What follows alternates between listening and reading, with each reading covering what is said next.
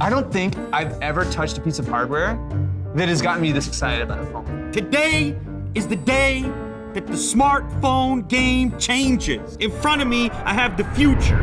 Here's the truth. This phone won't matter in literally 4 months. This is not the future. This is not practical. This is a party trick.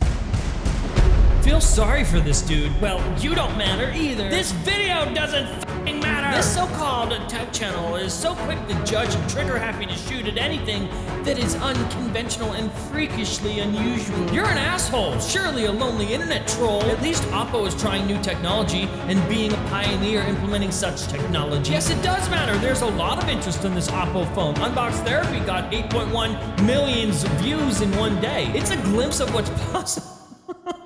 How about until you get the Oppo in your hand, shut the fuck up? Well, friends, even if I wanted to get my hands on the phone, turns out I can't, because it's not coming to the US. Get daily tech news in a way that doesn't suck. Hit that subscribe button and turn on notifications so you don't miss the next episode.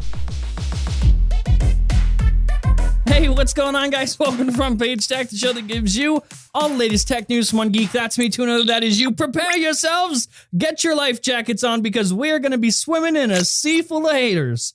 That's just my way of saying I'm going to piss a lot of people off today. Okay, so story numero uno. Samsung copied Apple. And that's not something that I'm just making up. It is true. In the early days, Samsung did copy the iPhone quite a bit. And for 7 years, there has been a battle in the courts between Apple and Samsung over patents. And finally, as of today, it's over. It's been going on for 7 years, since 2011. Now, as a reminder, this has all been revolving around a number of design and utility patents that Apple has that Samsung was also using, like tap to zoom and the home screen app grid, that sort of thing. There's a lot of specific patents that Samsung infringed upon, but this was mostly Apple just wanted to take them to court to protect themselves because Samsung in the early days was in fact copying them. In fact, the court agreed years ago. The first ruling was in favor of Apple, and it was that Samsung had to pay $1 billion in damages. Samsung then appealed. It went to the Supreme Court. They went back and forth a bunch for years, obviously. And then once again, the verdict was in Apple's favor, but now this time down to $539 million in damages. That's obviously less than Apple wanted, but more than Samsung was willing to pay. They only wanted to pay $28 million. That's obviously a lot less than what they're supposed to pay. So it didn't stop there. They kept going back and forth until today, it seems. Apple and Samsung have seemed to settle this without another court ruling. So together they've obviously agreed on something. Samsung will most likely pay Apple a bunch of money. We just don't know how much, and they're not going to disclose that. Samsung did make a statement about this, but Apple did comment saying that it's not about money. It's never been about money. It's about protecting themselves. Well, it's over now, and it was never about money, so says Apple. So I think I know what the settlement is. In fact, I don't think Samsung had to pay Apple any money. I think Apple knows that Samsung, in terms of design right now, is kicking Apple's dick in the dirt, and so they've made Samsung agree. They have forced them to agree to putting a notch on the next Samsung phone. They're like, listen, Sammy, I don't care what you do, but you can't keep making us look bad. You gotta add a notch. If you add a notch, you don't gotta pay any money, and we can just forget this ever happened. Just a wee little guy. Well, if you just love your Chromecast or your Google Home, you were out of luck today because those things no worky.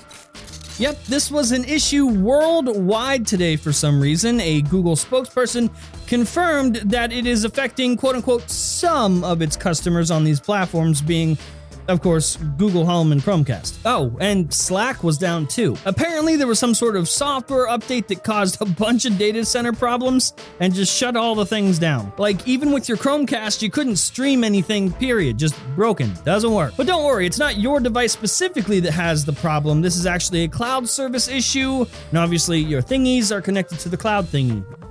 Because internet. So your Chromecast doesn't work and your Google Home is bricked. Other than that, I don't have an update for you. It's weird because this has been going on for a while today, and usually by the time I stand here to record the show, these problems or problems like this are fixed, but they're not yet, at least at the time of this recording. Maybe when this comes out, it'll make me look stupid because it's all fixed. But as of right now, nope, shit hit the fan. Google done shit its britches. The Oppo Find 10. It is innovation at its finest, a revolutionary design that pushes the boundaries of everything we've ever known because it goes. It is a transformer phone. It is the future. And apparently, the future ain't coming to the US. Just a few days ago, there was so much excitement around this phone. This is the future, and it was going to come to the US because Oppo is really confident in this thing. And, well, what does confident really mean these days anyway, right? Because it is not, I repeat, is not coming to the US. It will not be officially sold in the US. But don't worry, it's not coming to America, but it might still come to America's hat. Canada, oh, and Mexico, and don't forget Europe. Still going to be there. If you live there, the future is there in Europe. Oppo, what's going on? What's wrong? I thought you were grabbing life by the balls. This is it. You got it. This is the future because you got the phone, innovation, revolutionary. That's the future, right? I mean, all the tech YouTubers, they think it's great, it's amazing, it's cool, it's the future. Listen to them, bring it over. Why wouldn't you bring it to the US? Definitely gamble on this.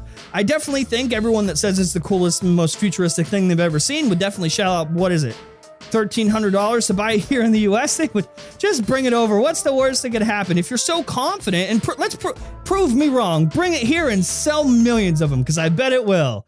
Oh, turns out no one gives a f***. It doesn't matter. 4 months from now is what I said before. It won't matter. Strike one. It's already not coming to the US. You don't think I'm right? Fucking if this was a slide-out keyboard, if this was a keyboard, you would shut your fucking mouth and it wouldn't fucking matter because it doesn't fucking matter because it's a shit phone.